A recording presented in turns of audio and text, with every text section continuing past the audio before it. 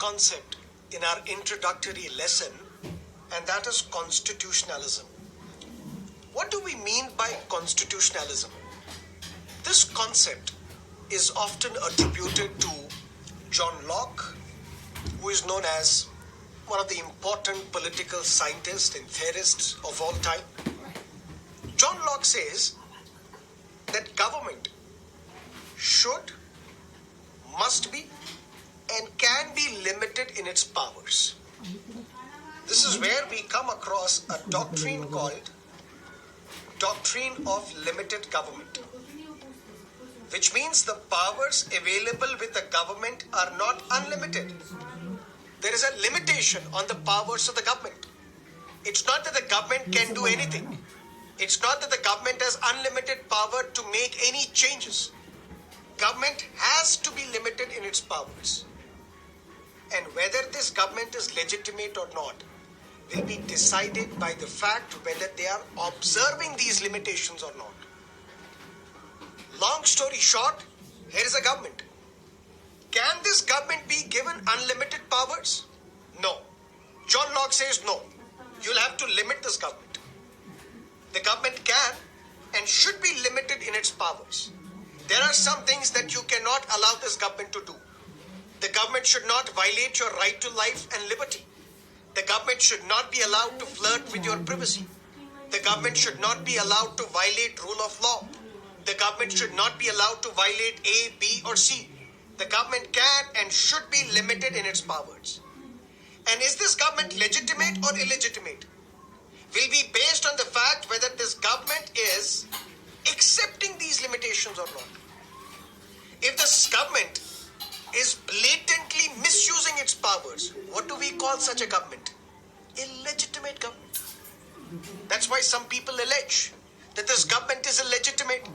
This government is doing unconstitutional things. Any government for that matter, government of another country, it's unconstitutionally working. It's not observing these limitations. That means constitutionalism as an idea, which is attributed to political theorists such as John Locke. According to this concept, the governments can and ought to be limited in its powers.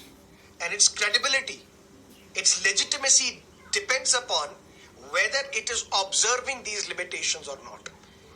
In India, there are various tools on the basis of which we implement constitutionalism. We practice constitutionalism. We practice what is known as the doctrine of limited government. What are the ways in which we implement constitutionalism in India? Number one, separation of powers. We have a government.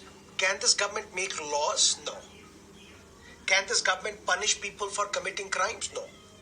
For punishing people who commit crimes, that's the job of the judiciary. For making laws, that's the job of the legislature. So separation of powers is one way of ensuring that we follow constitutionalism. Otherwise, the government can call anybody anti-national and punish those individuals. The government can start making its own laws. Separation of powers is one way of ensuring constitutionalism. Another way is responsible and accountable government. If you like a government, if you like the working of a government, every 5 years there are elections and you can vote this government back to power. If not, there is another way of keeping a check on the government by the people. Every 5 years, if a government is not fulfilling its constitutional obligation, if it is violating constitution, if it is flouting the constitution, if it is creating unnecessary hurdles for the people, if this government is doing something which is not allowed by the constitution, then this government can be voted out of power by the people. So one way of ensuring constitutionalism is through separation of powers. The other is through responsible and accountable government. The government is accountable to the public. If this government is performing actions which are unconstitutional, which are unethical, this government will be voted out of power. That means people will keep a check on the powers of the government. Third, popular sovereignty. Sovereignty lies with the people. This is where our constitution starts as well. The first initial phrase mentioned in the preamble, we the people of India. That means the source of authority of the constitution, the authority from which the constitution derives its power, are the people of this country. Popular sovereignty lies with the public. Public keeps a check on the government. That's what some people say. That's what there was a popular song as well. ये जो public है, ये सब जानती है. Popular sovereignty lies with the public. Fourth important way of ensuring constitutionalism is rule of law. This is something that we will discuss in great detail in fundamental rights, more specifically when we will discuss Article 14. But what is rule of law? Nobody shall be punished in body or goods except for a breach of law. If I have violated a law, I can be arrested. I can be sent to jail. I can be hanged as well.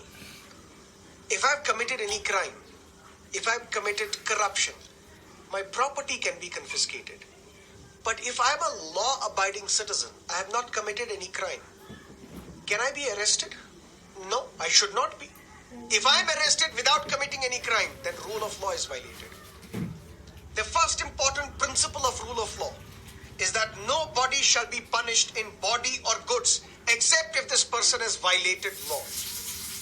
It is this rule of law which ensures constitutionalism, which keeps a check on the powers of the government. Another, independent judiciary. Even if the government arrests you, even if the police, which is under the government, arrests you, even if you have not committed any crime, even if you are a law-abiding citizen and the government has used or misused the police machinery and got you arrested, the independent judiciary will set me free. The independent judiciary, which is the custodian of the Constitution, which is the guarantor of my fundamental rights, which is the protector of my fundamental rights, which will ensure constitutionalism. And then we have the individual rights mentioned in the Constitution. Fundamental rights, for example. We say these fundamental rights are negatively worded. What do we mean by negatively worded fundamental rights? The state shall not deny equality. The state shall not discriminate. The state shall not deprive an individual of his right to life and personal liberty. The state shall not do this, the state shall not do that. That means fundamental rights chapter. These individual rights, they impose limitations on the powers of the government. That the powers available with the government are not unlimited.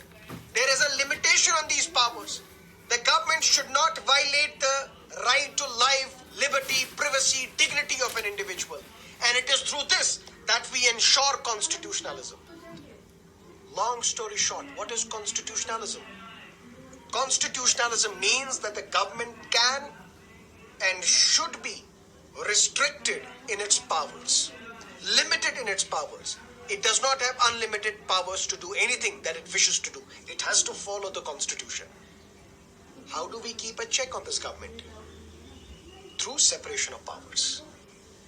The government can only implement laws. It cannot pass laws. It cannot punish people. That's the job of the judiciary. Responsible and accountable government. If this government is not doing its constitutional duty, performing its duty, it will be voted out of power by the people. Because popular sovereignty, ultimate power, lies with the people of this country. Rule of law. If I have not violated any law, not committed murder, not committed dacoity, why should I be arrested? If I'm arrested, there is another way of checking the power of the government, and that is through independent judiciary. And then fundamental rights chapter, which ensure constitutionalism. Don't discriminate. Don't deny equality. Don't violate the right to life and personal liberty. That's not the power available with the government. And this is constitutionalism. So in this first introductory lesson, we looked at Indian polity. Indian polity is one of the most important subjects for your civil services examination. Why? Because it is relevant for prelims, mains, in mains relevant for GS2 as well as essay, and in personality test as well. If it is very important, then what do we need to study? What all do we need to study? Just follow these class lectures, these video lessons, then revise from M. Lakshmikant, and then follow two national newspapers, The Hindu and Indian Express. But what exactly do we have to study in Indian polity? Three things: Constitution, laws passed by the Parliament, judicial verdicts. Then we discussed what is a constitution. We looked at various types of constitution: written, unwritten, enacted, evolved, unitary and federal. And we kept the discussion open. Unitary versus federal. This discussion we will have continuously throughout these lectures. Then we discussed two other important concepts: theory of separation of powers and the doctrine of checks and balances. And lastly, we discussed constitutionalism. So stay with me on this fascinating journey on Indian polity. Next, we will discuss various types of majorities. As I told you, simple, absolute, effective, special majority. Then we will jump to preamble. And then we will go by part. Part 1, union and its territory. Part 2, citizenship. Part 3, fundamental rights. Part 4, directive principles of state policy. Part 4, capital A, fundamental duties. So on and so forth. So stay with me.